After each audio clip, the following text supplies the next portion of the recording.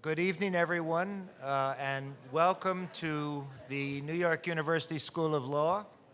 I know many of you, but not all. I am David Rosenblum. I am the director of the International Tax Program. And this is I'm happy to say this is the 20th year of the International Tax Program. We're very happy, very fortunate this year for our Tillinghast lecture to have Pascal Saint-Amans as our lecturer. As you doubtless know, many of you know, Pascal has accomplished what is pretty close to a miracle by steering the BEPS project, the Base Erosion and Profit Shifting project of the OECD, through a 3-year process to completion recently, and approval by the G20 in Lima just last week, where I understand that 14 finance ministers showed up to bless this project, which is, I think, really quite astonishing. And I can say from personal experience, speaking on this subject literally throughout the world, that whatever else can be said about, or should be said about, or will be said about BEPS, it has captured the attention of millions and millions of people, and in my view is the most significant development in international taxation in many decades. So we owe a great debt of thanks to Pascal, who has already been with our students at lunch today. I can tell you his presentation is going to be fascinating. Pascal is of course French. He came from the École Nationale d'Administration in Paris and was a member of the French tax administration for many years before joining the OECD. He was appointed, I think it was 3 years ago, he got involved with the BEPS project, and he has been single-handedly the person behind it from its inception. So without any further words of introduction, I am going to turn the microphone over to Pascal, and like all of you, I'm looking forward to hear what he has to say.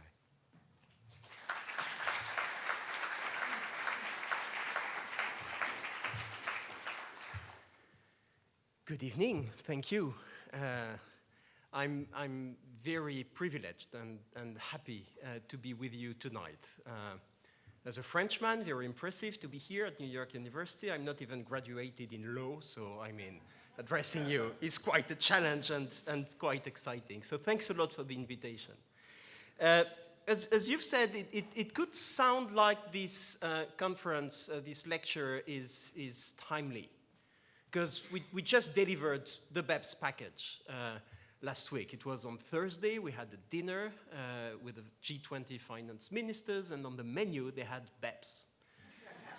And they seemed pretty happy. The Turks were sorry because the catering company was unable to deliver food, but we delivered BEPS, and they were very happy. So happy that the day after, on Friday morning, we planned a press conference with the G20 presidency, the Turks, the Secretary General of the OECD, the incoming presidency, which are the Chinese, and then we received emails overnight. Well, my minister will come, and then Jacques Lou, well, I'll be coming, and then some others. So I spent the night looking after the Peruvian, changing the stage and making sure there would be a ramp for Mr. Schäuble with his wheelchair coming up to the chair. And we had 14 ministers present at the press conference to say how happy they were with this work. So that was quite nice. But is it timely to talk about that now? I wonder, actually. I wonder because we know what we've delivered, but we don't know yet about the impact. We don't know yet about the implementation. We don't know yet whether in 5 years' time people will look at it with a smile of denon to say, well, that was a nice try, but didn't change anything, or well, they did awful thing and the world has collapsed. Some think so, I don't, but maybe. Or, I mean, that was just a nice step forward, but now we've completely changed with unit for taxation, which has been agreed by 200 countries.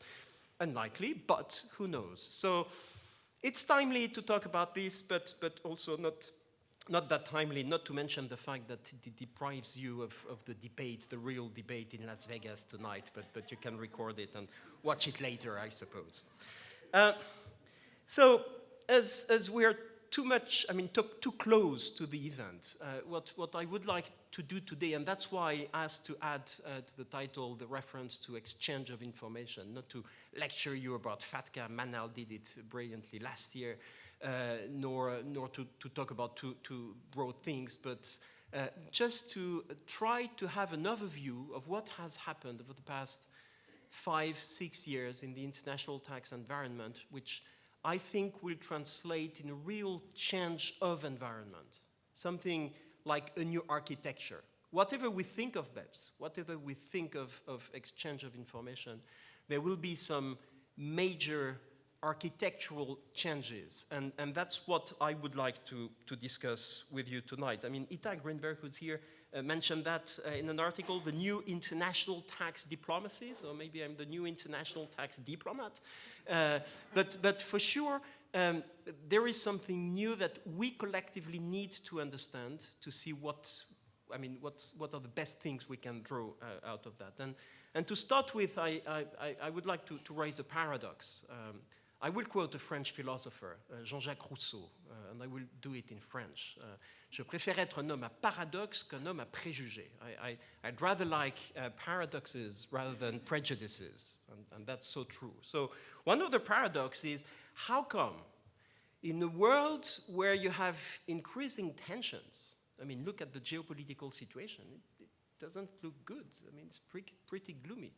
At that time, you've never had such a degree of cooperation, of goodwill, of states, of countries which are so different, on a topic which is at the core of sovereignty. And I think that's a big question. I'm not sure I have the right answer to that. But for sure, it's striking that we've been able, for the past 10 years, to put an end to bank secrecy, to organize massive tax cooperation across countries, that we now are able to come up with a plan, and again, whether we like it or not, we do have a plan, we do have a package of agreed measures by all the G20 countries, all the OECD countries. That's 90% of the world economy, and I should say, a number of developing countries. And I hear some critics saying, well, developing countries have not been involved, they have not had their say in this process. I can tell you that in practice, they have been queuing to join, and they are queuing to join this process. They want to be involved. They want to have their say, but they have had their say. We had more than 18 developing countries, or non-OECD, non-G20 countries involved in that process. 62 countries have agreed the BEPS package, and many more are supporting it. So how come in this increasing tense world have we been able to achieve these? That's what I would like to drive you through. And the first act of this play, it's a 3-act play. So the first one is about the shift from the G7/OECD world to the G20 OECD plus world, and that was about exchange of information. International tax has for a long time been in the hands of techies. You tax lawyers, we tax administrators from different governments, and we were happy to meet in Paris from time to time at the Committee on Fiscal Affairs or at some BIAC meetings, and nobody understood what was being negotiated. And in different treasuries, the people in charge of the real stuff, the domestic stuff, were looking with some envy and jealousy, the people going to Paris to go shopping and negotiate obscure stuff on transfer pricing and tax treaties for a model tax convention that would be translated into 20 years' time through bilateral negotiations. So that was quite a side. And this was about, the rules that we all know about, tax treaties, transfer pricing is based on the Model Tax Convention, the OECD Model Tax Convention drawing on the League of Nations Model Tax Convention back to the 1920s. And it was not that sexy to say that we were working on a model which was first elaborated in 1928, right? And that was the life of international tax lawyers. And suddenly, you have all these on the front page of the main newspapers. Last week we did the front page of the Financial Times, on the Wall Street Journal, on the French Le Monde, and some other papers across the world. So international tax is getting sexy. How come? And unfortunately, the answer is because of the financial crisis. I mean, the worst crisis ever, which has brought the politicians back to tax policy. And I know some are very unhappy. I read a number of articles, or I heard a number of people saying, how come? I mean, we now have finance ministers, I mean, caring about tax policy. I mean, they should leave that to tax specialists, not for politicians. And I think it's deeply wrong. I mean, this is about politics. This is about policy. This is about ministers. And the financial crisis has been able to bring them back there for a very simple reason. We're back in 2008, and we have the Lehman Brothers collapse, and the governments across the world have to put hundreds of billions of dollars or euros just to save the banks. And at the same time, you have a number of scandals, the big one being the Liechtenstein scandal, the LGT scandal, you may remember. A morning of St. Valentine's in Germany, the CEO of Deutsche Post is woken up by the police and the TVs, which is not a nice way to be woken up. And he's arrested because he stashed a few billions or hundreds of millions, or I don't know, in Liechtenstein. And this started a big scandal, which drew the political attention, which turned into pressure after the collapse of Lehman Brothers. So that's the story. Why did this scandal work? Because you have scandals every day, I mean, on a large-scale basis. But this one did work. And I think it worked because February 2008 comes after August 2007, where you have the subprime crisis which starts, where you have some doubts being instilled in the mind of politicians about their relationship with the financial industry, about the role of the financial industry. And they have their doubts, and then they suddenly realize they will have to put a lot of public money, taxpayers' money, to save the banks, and they say, well, we cannot do that in an environment where we have high net worth individuals defrauding us massively because of the use and the abuse of bank secrecy. We need to do something with that. And it started in Washington on the 15th of November 2008, where the G20, even before the OECD was trying to get in the G20 circle, the G20 told us, please work on the end of bank secrecy. And that's what we actually managed to do quite quickly with a list which was established for the following summit of the G20, which was held in London on the 2nd of April 2009. And that was for good and bad reasons. The good reasons are those I've just indicated. The bad reasons, I think, were that the governments didn't really know how to handle the financial crisis, and when you have a scapegoat that everybody understands about, you use that scapegoat, the tax havens.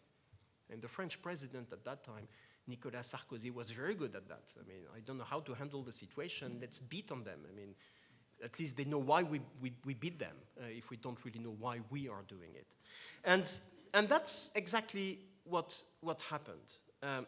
And this translated into the end of bank secrecy, at least exchange of information on request, which then translated into automatic exchange of information thanks to the fantastic, typically American unilateral extraterritorial legislation. The US are fantastic about that, you know. What is good for me may not be good for you, but please implement. And it worked. And of course, then you had what they call themselves the G's. You have G's everywhere. So you have a G5. I don't know if you know about the G5. I mean, the European countries which think they're big, UK, Germany, France. No, they are big, please. I'm French. Italy and Spain, saying, I mean, FATCA, first, they didn't believe in it. I mean, they said, not possible. And then they woke up. They say, well, they are going to kill our banks when we give all the information to the US. So we want to protect our banks. And to do that, we need to have agreements with the US. And by the way, as the US is not 100% sure on how to implement FATCA, maybe we could negotiate some form of agreement, like multilateral competent authority agreement, which will allow us to comply, I mean, give them the information so that our banks will be deemed compliant. That was the first step of the thinking. The second step of the thinking immediately was, and by the way, the Swiss are going to give all the information to the US and not to us. So we want to multilateralize FATCA. And they turned to the OECD because we had the expertise, we were there. We did the blacklist of the tax haven back in 2009, and we were available to provide the infrastructure, to provide the skills to put that in place.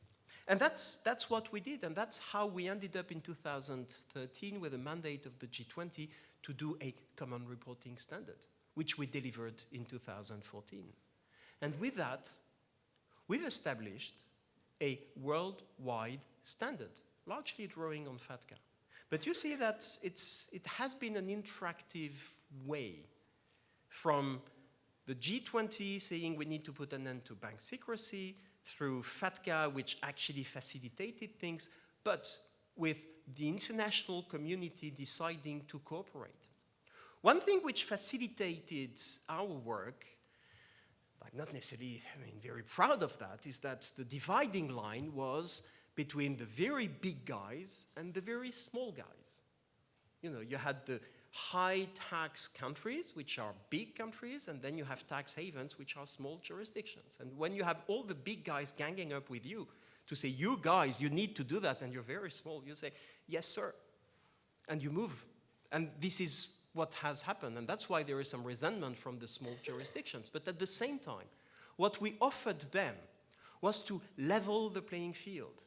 And that's where we moved from an OECD G7 type of environment, where we started in the 90s the work on harmful tax practices, which had not been successful, because the small jurisdictions said, well, please, clean up your own house first, talk to Switzerland, talk to Luxembourg, talk to some others before telling us what to do. And the OECD member countries then were a bit short of a response, while with the support of the G20 and all countries moving, we've been able to offer leveling the playing field. And that's what we established as soon as September 2009 with a global forum on transparency and exchange of information for tax purposes. We were able to bring all the countries and the jurisdictions on an equal footing for the implementation of the worldwide standard which had been agreed. I think that was the first time we did that. And that worked. And that worked because you had a good conjunction of factors. You had the G20. Eyebrowing from the G20 is having an impact, believe it or not. Then you have leveling the playing field, and at some point you have the small jurisdictions calling me and say, well, you're doing the review of that other small offshore jurisdiction. Please check these because their IBCs has tripled in 6 months' time. So very important that you check this out. And then you have all the G20 finance ministers pushing for this, and the countries on an equal footing. And it worked. So we've moved from a G7 OECD cozy environment, but not functioning that well, to a G20 OECD plus environment, which actually delivered. And what did it deliver? It did deliver changes. Not reports, not talks, but actual changes, with cash coming in the coffers of the member countries. We are now at more than 37 billion euros, which have been collected by the member and the non-member countries. I even saw last week that the Fijis, they have passed a legislation for a voluntary disclosure initiative, meaning that they benefit from this new transparent environment. And when you deliver cash to governments which are short of cash, they are appreciative. And that was the first act of this play, which actually has been successful. So we said, well, let's move to the next step. The next step is about the tax haven issue. You know, the tax haven issue, as we described it back in 1997, 98, with a report on harmful tax practices, was about, one, lack of transparency, lack of exchange of information. But second, and that was a bit of an awkward definition, no real activity. Zero tax and no real activity plus lack of transparency. It was a bit unclear. So we did tackle some harmful tax practices here and there, but we were left with something nobody was really able to define, and even less to tackle, which was, how can we have a world where the activities are taking place in the countries where, you know, the people are employed or the sales are taking place, and the profits being in jurisdictions where actually you wouldn't expect them to be. I always quote the $2 trillion stashed in Bermuda. I mean, that's a fact, is it not? I don't know whether it's 2 trillion, 1 point something. It's a lot of money, you know. And it's very hard to explain why it is the case. It's very hard to explain why 27% of direct investment to India comes from Mauritius. I love the Mauritius. They are very, entrepreneurial. But still, 27% of direct investment, you see that there is a problem. I love the Dutch. I love the Netherlands. An official report from the Netherlands government indicated last year or 2 years ago that we had on average 10,000 tax lawyers living on treaty shopping. I'm not saying 10,000 tax lawyers in the Netherlands. 10,000 tax lawyers in the Netherlands living on treaty shopping, which is a lot of people. I love Luxembourg, and they've been so successful at issuing rulings, so many rulings that once the French director of the French tax director of a French company told me, well, I have a ruling which was issued with a condition that it shouldn't leave the safe. So it's in paper and it shouldn't leave the safe. So maybe there was something wrong about all that. So as we had been successful at dealing with exchange of information, we thought that maybe it was time to tackle the other aspect of the tax haven issue, recognizing that that was much more difficult because the dividing line was not about the big guys and the small guys. So it would require a much more sophisticated approach. And more fundamentally, I think there were some short-term trends justifying action and longer-term trends.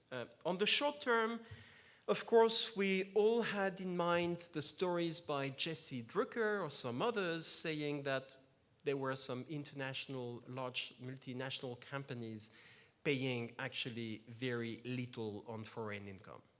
And this had become a real front page story. So you had, some political dimension there.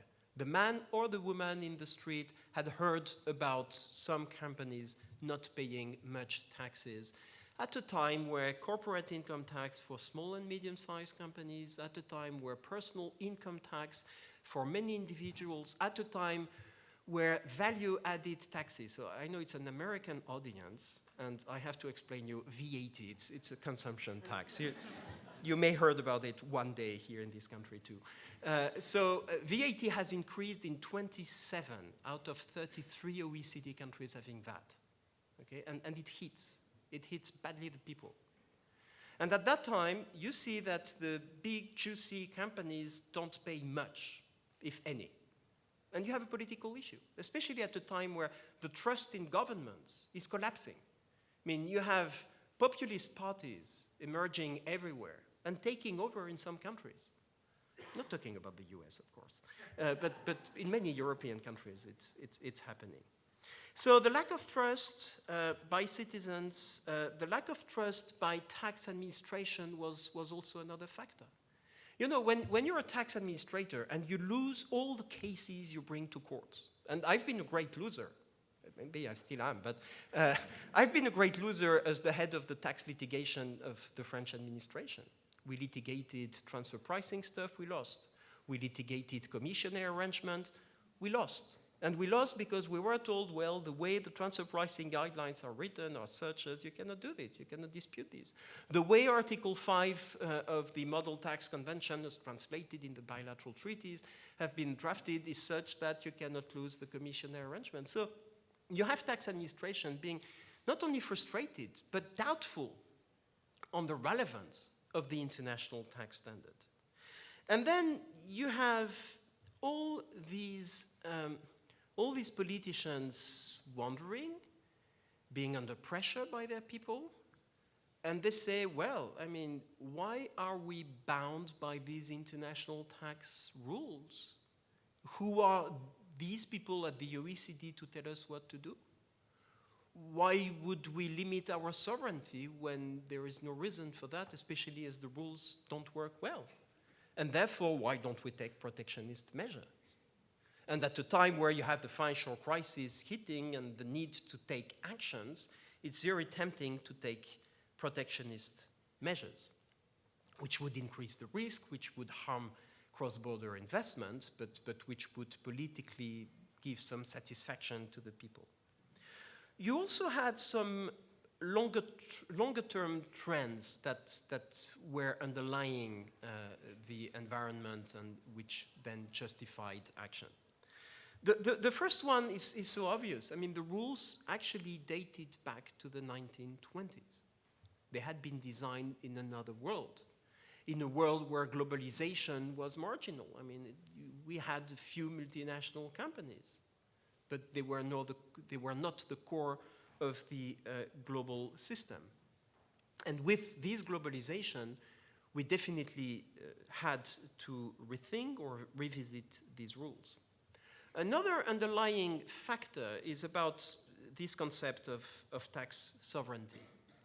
But when you put tax sovereignty on the one hand and globalization on the other hand, you need to square the circle.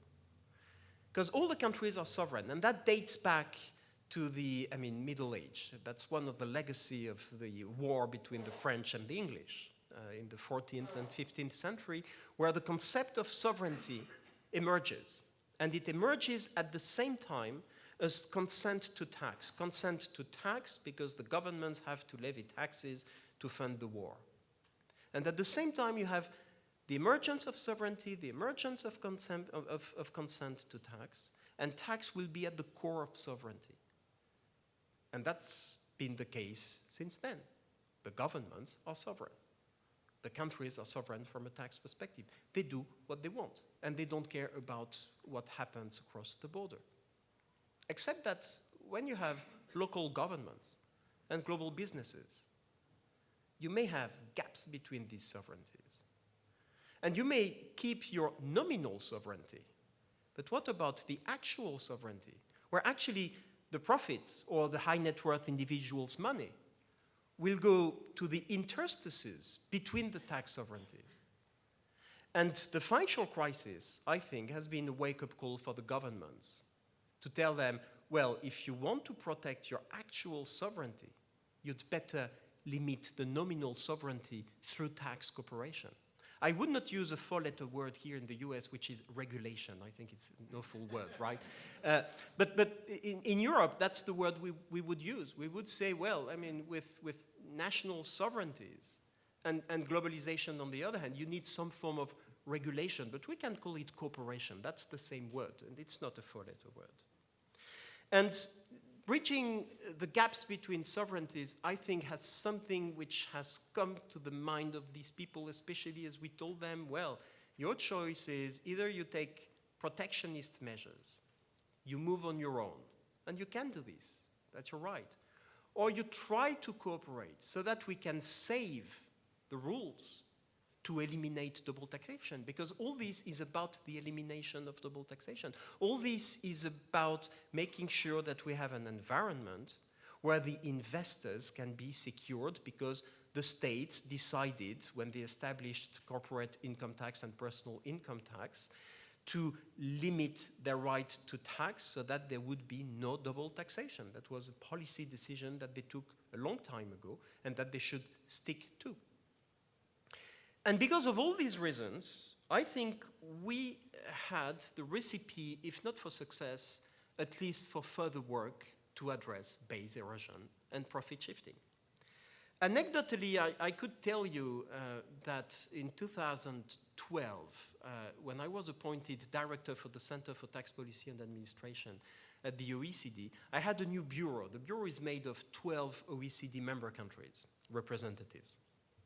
And we gathered, so it was a new crowd, and I asked them, what are you concerned about? What would you like to work on in the next 3 years? And all of them, including the Swiss delegate, who was the tax commissioner at that time, said, we're concerned with base erosion, and we're concerned with profit shifting. And they repeated that several times, base erosion, profit shifting, base erosion, profit shifting. So I wrote it down, BEPS. I turned to a English native speaker, four-letter word, is it safe? Yes, it's safe, you can go ahead. And we decided to launch the BEPS project. And then for many reasons, I will not give the details of, I managed to get that on the radar screen of the G20 in Los Cabos in June 2012. Because we thought we would have a few years, half a decade to work on that. And you will remember that in November 12, we did have a number of G20 finance ministers getting very excited with BEPS because there was the Starbucks case, there was the Google case, there was the Amazon case in the UK and in some European countries. Say we need to address that urgently. Please do a report by our next meeting. Next meeting was in February 13. We did the report and say, well, actually, there is a real issue. We cannot measure it. We don't have the data. But there is a real issue. A number of people told us, well, you cannot measure it because there is no issue. Look at corporate income tax. It's stable. So it's not declining. So there is no issue. You're making it up. Well, you may have seen through Action 11 that with the most conservative estimates, we have an annual cost for treasuries between $100 billion to $240 billion a year, globally. And I can tell you it's a very conservative estimate because our member countries didn't want to show too big figures, where actually the figures are higher. So we said we don't have the figures at that time. We didn't. But there is a real issue, and we need to tackle it. And they told us, okay, good, please, we want a plan by our next meeting. And the following meeting was in July. So we did establish the BEPS action plan. And the BEPS action plan was about addressing this issue in a way which would be a holistic manner, consistently and comprehensively. Because we didn't want just to close down a few schemes known here and there, and we knew about a few schemes. For half a decade, we've had tax inspectors sharing information on the schemes they did find when doing audits. And at that time, I think we had 300 or 400 schemes known. Most of them being just avoidance scheme. Hybrid mismatches or other schemes which were familiar to the tax planner and then were becoming familiar to the tax auditors. So we knew the schemes, but we said, well, what we need to do actually is to draw from the failure or half success of what we did in the 90s. And if we just close down some schemes or if we ask countries to close down harmful tax practices, we won't do much, especially as countries are sovereign and they will keep the tax competition among themselves. Because there is no agreement, no consensus globally on putting an end to tax competition. But what we need to put an end to is this thing that nobody can understand, the profits booked in one jurisdiction where nothing is happening. And then we may have some form of consensus, because all the countries will agree. Then they can fight again on how to share that. The Europeans and the Americans on the digital economy income, or the Americans and the Indians and the Chinese on whatever, or the Europeans or the French and the Chinese on the luxury goods. They can fight, but for the time being, they fight for nothing because it's elsewhere. It's in tax havens. So at least they should all agree with that. But we also need to be mindful of not designing something that is implemented by everybody or its failure. Because, I tend to think that the legislative process in some countries across the Atlantic from Europe is extremely difficult. So if we plan a big, beautiful machine where everything is going to work perfectly, if the US changes all this legislation, well, you can just stop and go back home or go surfing or do another job. So we did engineer this in a way where we would not need all the countries to implement all the actions. First, because you don't want to rely on tax havens to implement. So you want to provide instruments for the country, to the countries willing to protect their tax bases so that they can do it without asking for permission from other countries. Or actually, you ask for permission because you want to do something which is cooperative, which is collaborative, which has been agreed by the others. But you don't oblige the others to do. Why would you impose on Switzerland to pass a CFC legislation? They're not interested. They may not implement it properly. Why would you do that?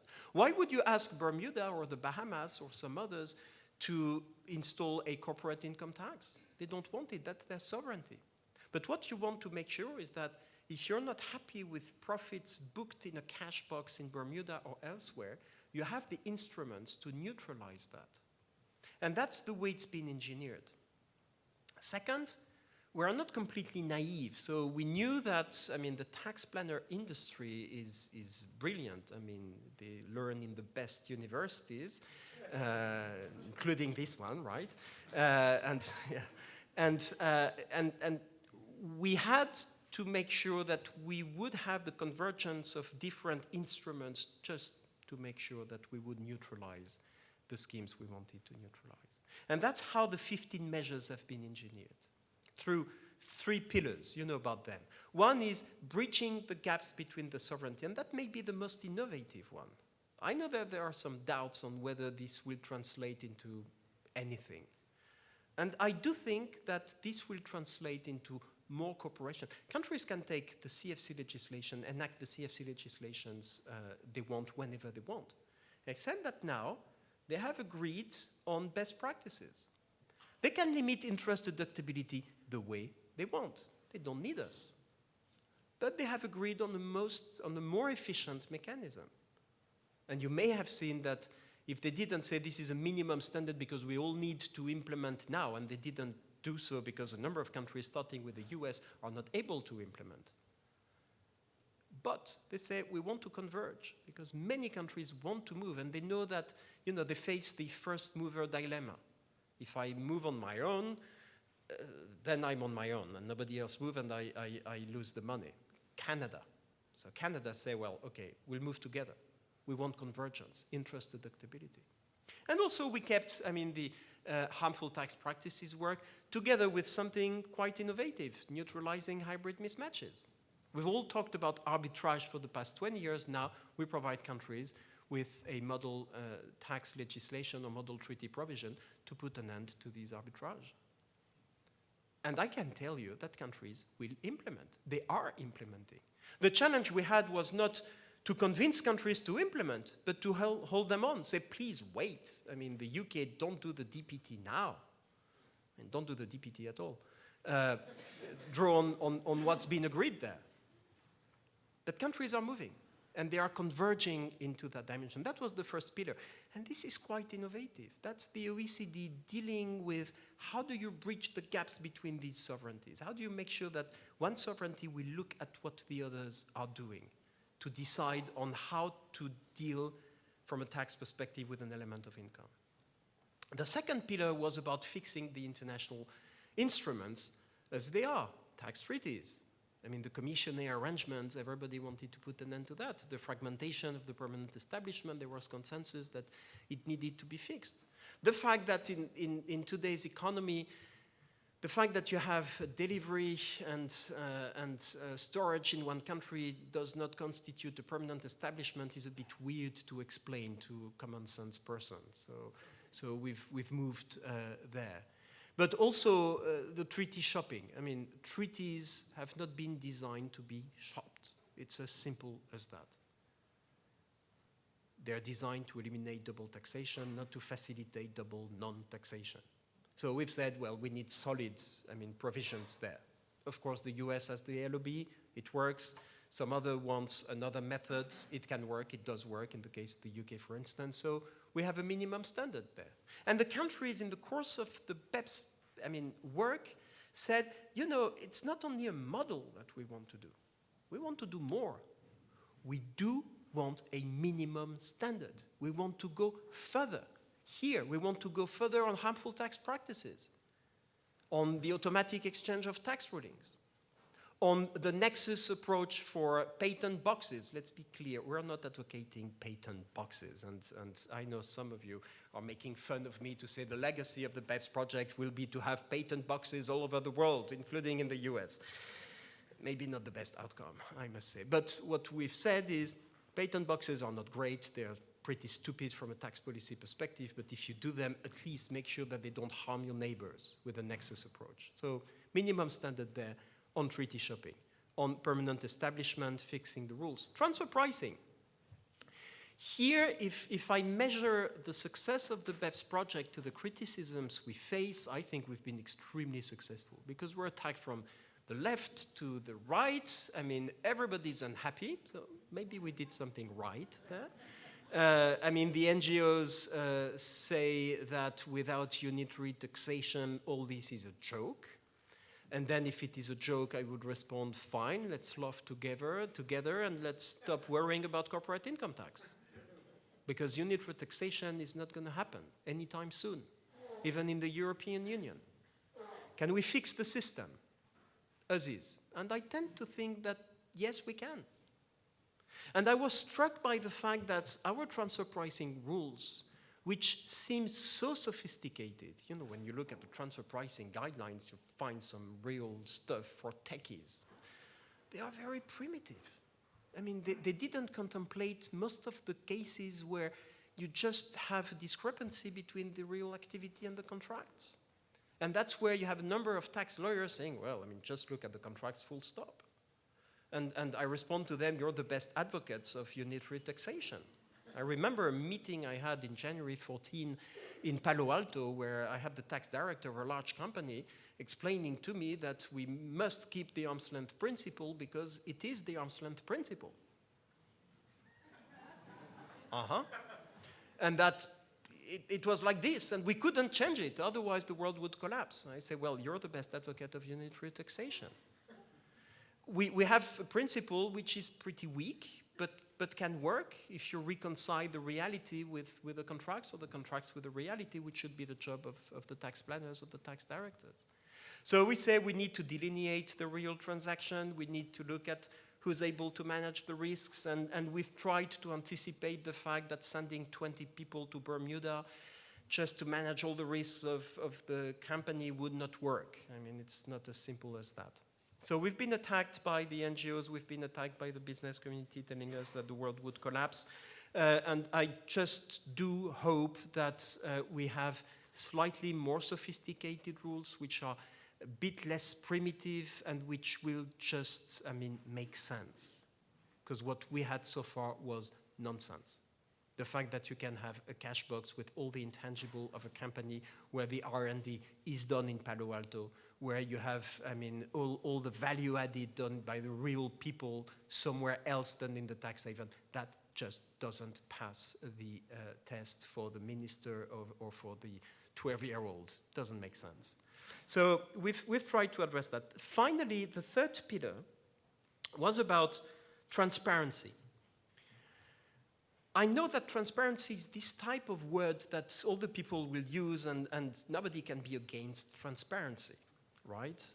Even though I have my doubt. I don't know what transparency is, after all. The other day I was at a meeting in the European Union, and one guy was saying transparency is transparent to the public. Otherwise, it's not transparency. And I wondered, all the work we've done on exchange of information, the end of bank secrecy, therefore, is not related to transparency, because it's not public, but it cannot be public. So transparency, from my perspective, is transparency from the taxpayers to the tax administrations. And maybe the other way around as well. And you know that there is an action related to more transparency from tax administrations to the taxpayers, and that's the Action 14 on mutual agreement procedures. So we wanted to increase transparency there, to provide more instruments to the tax administrations, the mandatory disclosure regimes, the Action 11 about measuring the phenomenon, having some indicators to follow this up, and very importantly, and you know about that, the country-by-country reporting. And this is an important piece of information that the tax administrations will collect. And I wish good luck to the tax directors when they will have to explain to their CEOs that all the turnover is in Europe, all the employees are in China, in the US, and all the profit is in a place where there is no employee, no asset, no turnover of any kind. Good luck. So maybe that should be an incentive to rethink the tax architecture of the company. You know that we've worked hard to make sure that this would happen. And the countries were all in agreement that this should go to tax administrations. Then there was a debate on local filing versus, headquarter filing, and we ended up with a quite complex mechanism. This mechanism will work as long as all the countries implement. It's a minimum standard, meaning that all the countries must implement. And we were relieved and satisfied to note that the US Treasury and US IRS views are that this doesn't require legislation, but can be done through regulation, and this was confirmed by Jacques Lou last week in Lima, and I think that's very important, especially if people want to resist public country-by-country reporting. Because if it doesn't work, at some point you will have pressure. In Europe, the European Parliament is very keen on pushing for public country-by-country reporting. So just have that in mind in case you have some lobbying activities on the heel. So fixing the existing rules, bridging the gaps between sovereignties, increasing transparency are the different pillars that have been developed, and I can tell you that bringing all the G20 and the OECD countries plus developing countries on an equal footing to discuss all this in 2 years' time, which was crazy. And I know we've been accused of just being crazy and nuts to go that fast. Has not been a picnic party, an easy picnic party, not at all. It's been very difficult. But 2 comments there. One is we have reached a meaningful, real agreement on these measures by all the involved countries. I've read in the press that this is not meaningful, they don't even know what they agree upon. I can tell you that they know what they agree upon. And I can tell you that there has been negotiation between some which had conservative views on transfer pricing, for instance, and some others which were willing to tax much more at source, where the issue was not source residence, but again, putting an end to double non-taxation. Real negotiation between economies which have very different perspective. And it has worked. And what's striking is that today, I can tell you that all the G20 non-OECD countries, for those of you who are not that familiar, we have Argentina, Brazil, South Africa, Saudi Arabia, Russia, India, China, Indonesia. These are the 8 G20 non-OECD countries. They want to remain at the Committee on Fiscal Affairs on an equal footing. It's a no-brainer. We're here, we stay, we get closer. Of course, they have different views. Brazil in particular, which is an island in the international tax world. But they want to converge. 3 years ago, one dream that I think collectively we would have had was to say, well, we need our standards to be as relevant as possible, meaning as broadly accepted as possible. We're there. Now the challenge is to get developing countries fully on board. But having the G20 is a no-brainer. It has happened. It's here. And we'll keep it. So I think that's a significant legacy from that work. Act 3, and I will stop here. Act 3 is about implementation, and it is to be written. Because we have agreed a significant change of the rules. I think it's already having an impact, unless I'm just doing wishful thinking, which I'm good at. But we do have now a writing on the wall. I mean, if you just wait for all the legislations to change, maybe you're not that smart. Legislations are changing. Country-by-country reporting is happening. Transfer pricing rules have changed. It has happened. That's real. Tax treaties will change soon, not in two decades' time. We have a multilateral instrument negotiation which has started. We're going to have the second meeting of negotiation in 2 or 3 weeks' time. in Paris. We have 91 or 92, it changes every day, countries which are participating on an equal footing to the negotiation of the multilateral instrument. I understand the US is now part of it. This is significant. Well, will the US ratify someday a multilateral instrument? Maybe not. But we don't need the US because the minimum standard on treaty shopping, the US meets the standard. Now, if the US wants to have arbitration with 30 plus countries at once, be welcome. If you don't want that, don't sign or don't ratify. But it is happening. And this will ensure, better implementation and faster implementation for all countries.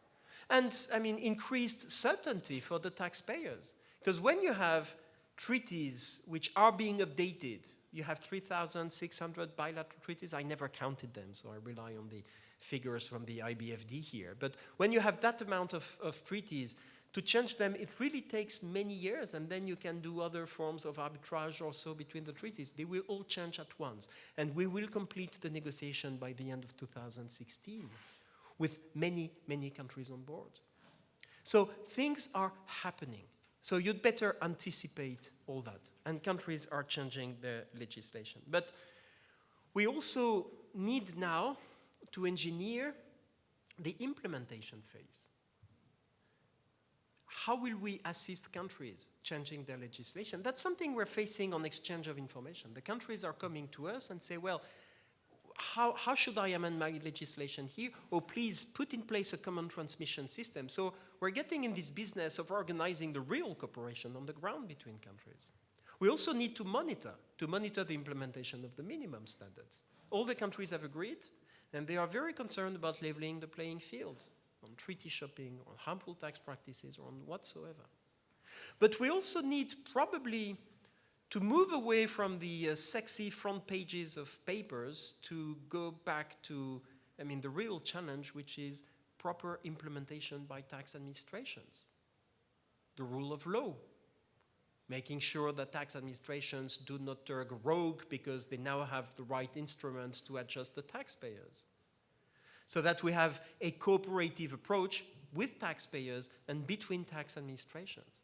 That's a big challenge ahead of us. We've never worked at the OECD on how are transfer pricing rules implemented in practice in our own member countries.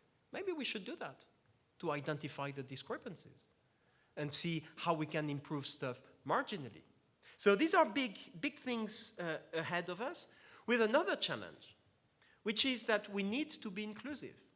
We've been willing to be inclusive, and at the beginning we wondered whether we should start with 100 countries in this project. But if you start with 100 countries, you never land or you crash, because that's too many people around the table. And that's why we had to start gradually, and that's why we had initially all the G20 countries on an equal footing, and the following year 18 developing countries joining, and now we are mandated by the G20 to establish an inclusive framework for implementation, which will be some form of global forum on BEPS or something like that. That may sound like a nightmare for some of you, but that's the future. And now, if we look ahead, 5 years from now, what will my successor for the 25th lecture say? Maybe he or she will say, well, all that was very funny, but actually, without formal reapportionment, doesn't mean anything. And maybe by then we'll move towards more profit split, which is on the program for 2016. Maybe some, Michael Dover, would say, well, the only solution is destination principle. Source residence, that's over. Without destination, and I don't know what it is at the end of the day, global VAT or something like that, will not fix the problem. Maybe it's true, maybe not. Or the digitalization of the economy, the Uberization of the economy, as we say in Europe. I don't know whether you say it here, but that's terrifying in Europe, Uberization of the economy. You lose all the control on anything. What will be the challenges? The report on Action 1, I think, is pretty much interesting. First, because it provides some quick fixes to VAT and to corporate income tax through the definition of Article 5. But it also says, unlike what we did in Ottawa back in 2000, where we said nothing new. Nil noves soupçonnés, we don't need to change. Here we say, we'd better monitor. We don't know what's going to happen. So we keep going on. We have a few options. These options are not consensual. I can tell you that India says, they are consensual, and the US says, no, they are not consensual. But there are a few options. And there is agreement on the need to monitor, on the need to check this out on a regular basis. And so shall we be doing. And finally, I mentioned inclusiveness a number of times, but we'll have to address the challenge of developing countries, and that goes much beyond BEPS. Tax incentives for developing countries, the indirect transfer of assets. When the mining industry sells some mine, where are the capital gains taxable? Basic capacity building, or the balance between source and residence taxation. These are key challenges for these countries, and there is full consensus among foreign affairs people. I mean, the finance people are very nervous there, but foreign affairs people in all the countries say we need to put the emphasis on domestic resource mobilization. And I think we need to be consistent there. So we probably need to revisit that with the IMF, with the World Bank, with the UN, but that will be part of the landscape. Now, I don't know. I don't know in what people will say in 5 years' time.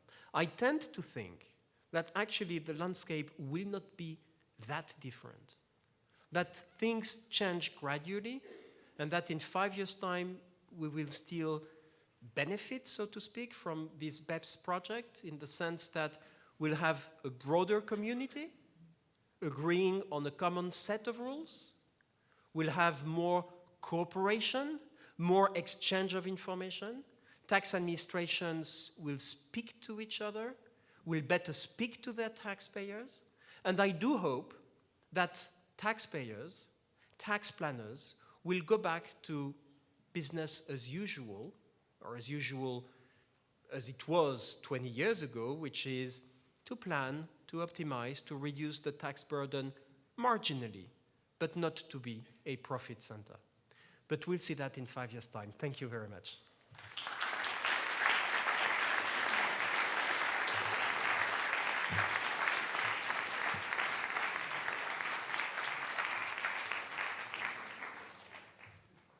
Well, that is a tremendous amount of food for thought, I think, for all of us, including those of us who followed BEPS pretty closely. We have some time. We've allocated some time for questions, and there are microphones in the center, so if anyone would like to ask Pascal anything at this point, now is the time to do so. Everybody's bashful tonight? Nobody has any questions? There we go. Roy Berg, get up. I'll be the one to break the ice. So Pascal, the recent changes to action item number 5 on harmful practices requires a disclosure of domestic rulings that result in lower taxation on international transactions under certain circumstances. U.S. law has severe restrictions on the exchange or the disclosure of taxpayer information under 6103. To what extent does the success of action item number 5 rely on the exchange of that specific taxpayer information? I don't know. Something is better than nothing? Action 5, so there are two pillars, right? One is the transparency of tax rulings, the other is the nexus approach. On transparency of tax rulings, we've identified 6 categories of rulings which must be exchanged. Some may consider that we go slightly beyond what was initially agreed in 1998 on the criteria of what is harmful, but there is agreement. The US is fully backing this action. I'm not aware of any problem that the US would have to exchange the information included in the 6 categories which have been identified in the measure. And you may have noticed that the European Union has already implemented this and is fully compliant with the with the spontaneous compulsory exchange of tax rulings, because they call it automatic, we call it spontaneous compulsory, but that's equivalent. And we have the same rules by the way of retrospectivity, which is 5 years for the rulings which are into force in 2014. So the category you refer to, I'm not aware of any difficulty that the US would have in making sure that this information will end up in the right hands, meaning the hands of the competent authorities of the countries which could be impacted by such rulings. Okay, yep. Other questions? Yes, Itai. Itai? You better go over. Yeah. So Pascal, thank you very much for that fascinating talk, and congratulations for achieving something that many in this room would have said was impossible 3 years ago. One of the key messages of your talk is that politicization of international tax made things possible that were never possible before. And then the question that raises to my mind, which I wonder what you think about, is are there things that politicization makes more challenging? And are you prepared to say kind of what you think those are? So that's the question. That's a good question, meaning that I don't have the answer. Politicization, yes, for sure. And again, I think tax policy belongs to politicians and must do so.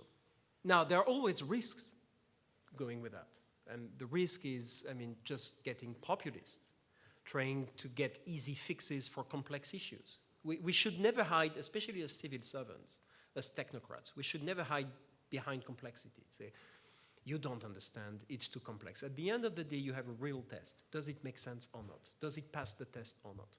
And I think it's true everywhere. So when you don't understand something, or when you're not able to explain something to a decision maker, there is something wrong. Either the decision maker is really dumb, but you cannot assume that, or you have a problem. And if you apply that to the financial industry, I think we would have saved a lot of money and crises if we had that test. So politicization clearly has helped in terms of getting the top-down approach. When you have civil servants, the multilateral instrument is a good example. When I was a treaty negotiator and the chair of Working Party 1 of the OECD, which is the working party where treaty negotiators discuss, we said, well, if we all agree on the provision to update the Model Tax Convention, then we should have a mechanism to implement that, quickly through a process. But, you're just ahead of unit in a large, body, and you need to reach your minister, to go through many steps, and you never convince the ministers of that. When you have all the G20 finance ministers meeting, and you tell them, because they are, common sense guys, if you all agree on the substance, why don't you translate that into a tax treaty, a multilateral treaty, which will amend the bilateral treaties? And they say, yeah, why not? So you can do that. Now, what are the downsides of this, or does this make things more complicated? At some point, you may have, where you have the real fights, some blockage, but so far, we haven't dealt with the issues with the real fights, because the real fights are with the small jurisdictions, which are not in the G20. And which are not that legitimate to say, the small jurisdictions in another word, they have benefited almost unduly from globalization. And I don't put the blame on them. Now I have plenty of friends in all these jurisdictions since I created the Global Forum. So they have benefited, but was it the right thing? Probably not. So now it's back to normal. So the politicization at the G20 level so far has not created any major difficulties, but has been a problem solver. I remember a meeting, even a more exclusive meeting than a G20 meeting. It's a G7 meeting. It's much more exclusive because the G20, you have a big hall with, I mean, it's very official. The G20, it's in the dining room of a hotel in Dresden, and around the table you have 10 people, just the 10 finance ministers. And I remember a discussion, quite lively discussion, between Jack Lew and George Osborne. It was on BEPS, and I let you guess what they were talking about there. And that has been more of a facilitation in terms of identifying the issues and then going to solution or at least common understanding or better understanding of the issues. So far, no, I don't see major difficulties arising from that. We'll see on the way forward for the implementation. What I can tell you is that both in Lima and before in Beijing, I met him a couple of times. Lu Jiwei, the finance minister of China, who's going to take over the G20 presidency on the 1st of December, he said, and be happy or scared, your choice, but he said among the key priorities of the G20 Chinese presidency, among the top priorities, the top 4 priorities is BEPS. BEPS implementation. So BEPS is not going to go away from the G20 agenda, but that will be for the implementation of the inclusive framework and to make sure that this translates into fact.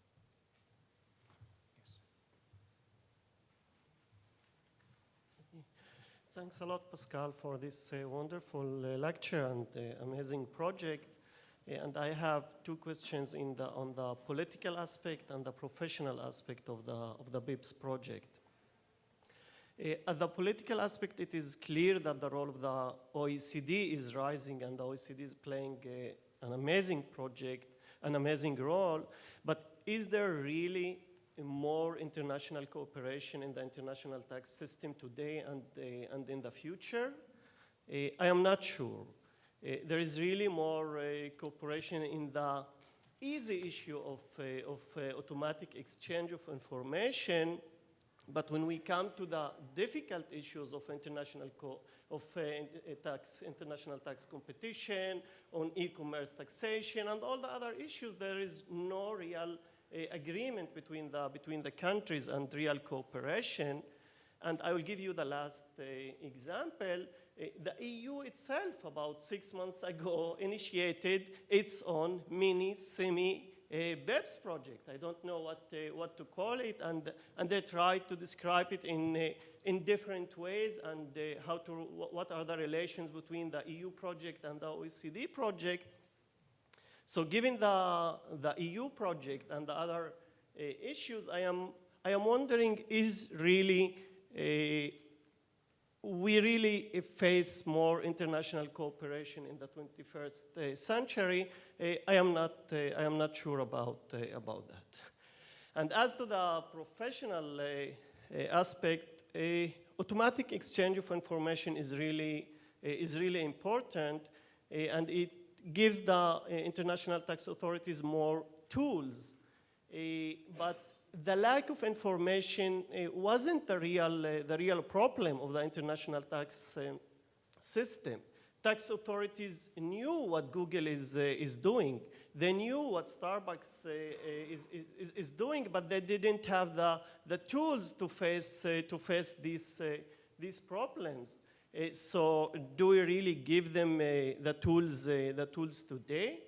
And what do you think about the role of the public?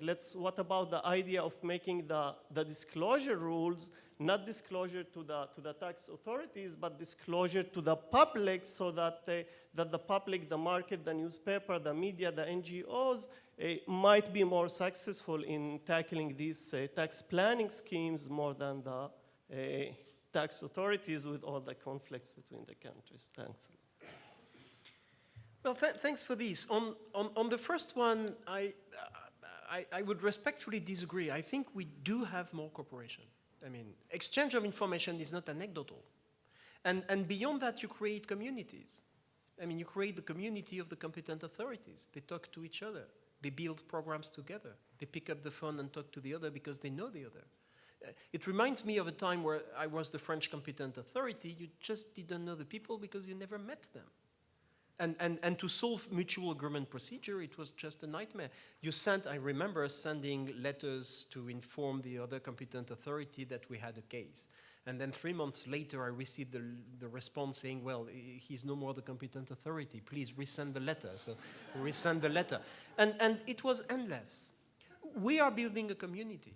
I think it's not totally by accident that the US and India, which seem to have some issues on mutual agreement procedures, that they've been able to come to terms that quickly. I mean, Bob Stack and Akhilesh Ranjan, and they are both fantastic. They meet every 6 weeks in Paris. I mean, it's about cooperation. It's about talking to each other. It's about building something together.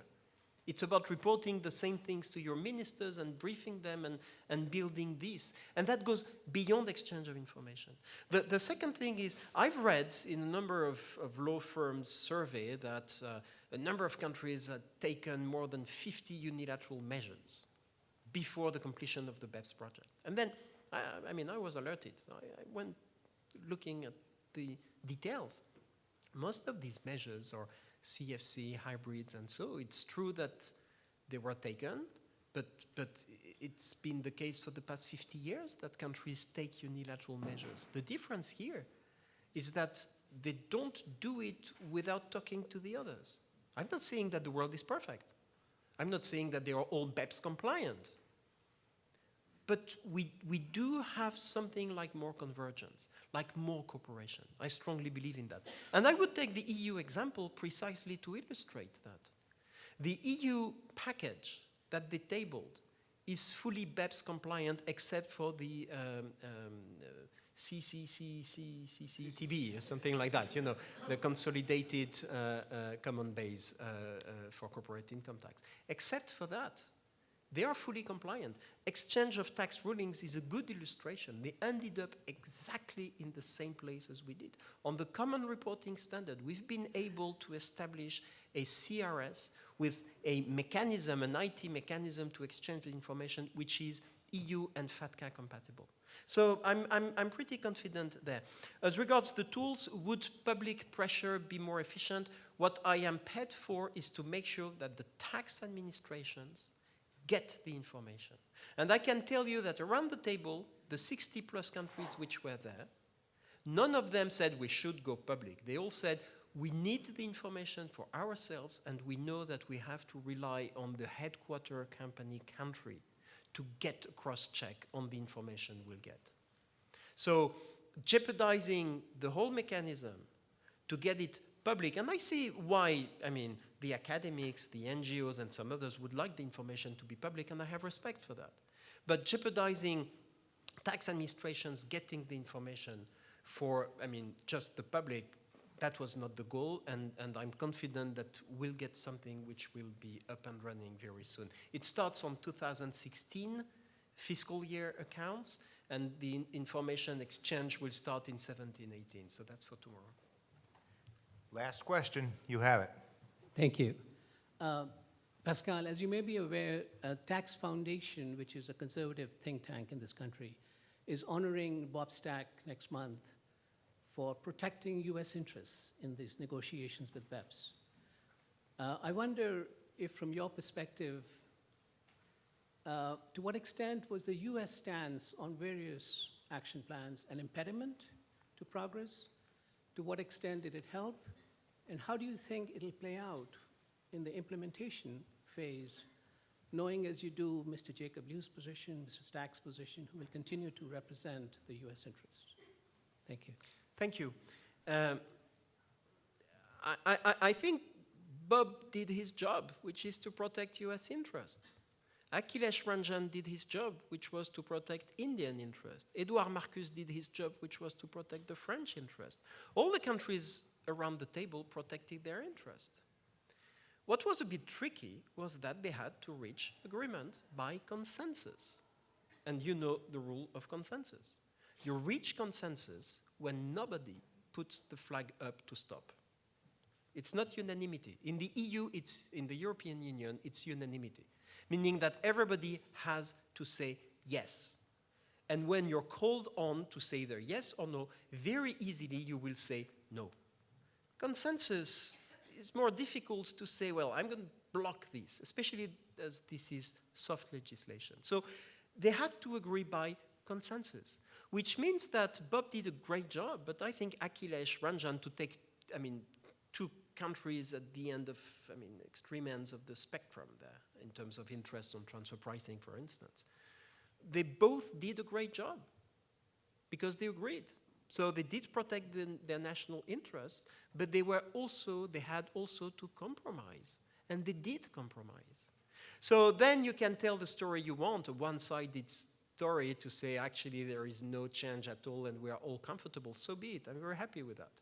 But the truth is that this is a real compromise. Why? Because it's a meaningful set of agreements which has been reached. And all that is reflected in the explanatory statement that I should have mentioned, which is on the top of all the reports, to make sure that people knew what they were agreeing upon. Minimum standards, convergent measures. These are not legal terms. These are political terms, which reflect the commitment. So again, Bob did a tremendous job. He was a real pain in the neck at some point of the negotiation, as were a number of other delegates. But at the end of the day, we got agreement on something that all the countries think is a good set of instruments to fight base erosion and profit shifting. And I'm not sure that there is any frustrated countries there. They are all happy. And that's why we ended up on Friday morning in Lima with so many ministers. Even the finance minister of Peru, who's not a member of the G20, said, I want to be there as the host country because I participated to the work and I want to be there. So everybody is equally unhappy or happy, and that's the beauty of good compromises. Any way you look at it, we have reached a major inflection point in the field of international taxation, and we are extremely fortunate to have Pascal here to give us fresh news and to report on this fantastic achievement, which is not only an achievement of the OECD, but I think an achievement for you personally, Pascal. So thank you very much. Thank you all for this.